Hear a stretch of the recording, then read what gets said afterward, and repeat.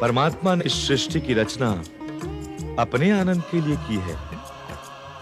यदि उसकी बनाई हुई आत्मा में दुख व्याप्त होता तो क्या परमात्मा दुखी नहीं होंगे? क्षमा जगदीश्वर। सूर्यदेव, अपनी भूल की क्षमा मांग लेना एक भक्त का कर्तव्य है, किंतु उससे पूर्व एक बात पर विचार अवश्य करें। किस बात पर भक्त वत्सल? क्या आपकी भूल को स्वयं आपने क्षमा कर दिया है?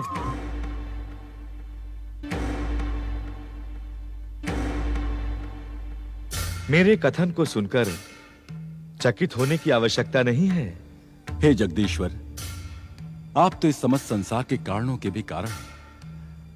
आपकी भाषा के रहस्य को समझना हम जैसे अज्ञानियों के लिए असंभव है। कृपा करके तनिक सरल भाषा में हमारा मार्गदर्शन करें। देवगुरु, आपको भली भांति ज्ञात है कि हर जीवात्मा में परमात्मा का वास होता है। भूल करना जीवात्मा का स्वभाव है, किंतु यदि उसे अपनी भूल की क्षमा अपने शरीर में स्थित परमात्मा से प्राप्त हो जाए तो भविष्य में भूल की संभावना ही समाप्त हो जाएगी। ऐसा क्यों त्रिलोकीनाथ?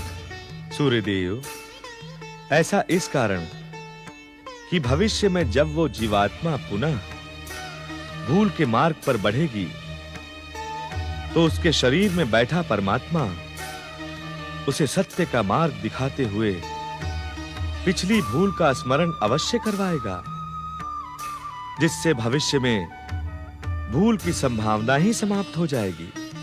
हे जगत पालक जगदीश्वर, आपसे परम ज्ञान प्राप्त कर आपका जीवन धन्य हो गया। तो ये सौदा जो आज आपको प्राप्त है, ये बार बार नहीं मिलेगा। आपका मनुष्य जीवन और ये बिचली पीढ़ी का समय जो भगवान ने कह रखा था कि धर्मदास मेरी लाख दुआई, यो मूल ज्ञान की तबार न जाई। मूल ज्ञान बाहर जो पढ़ी, ये बिचली पीढ़ी हंस नहीं तेरी।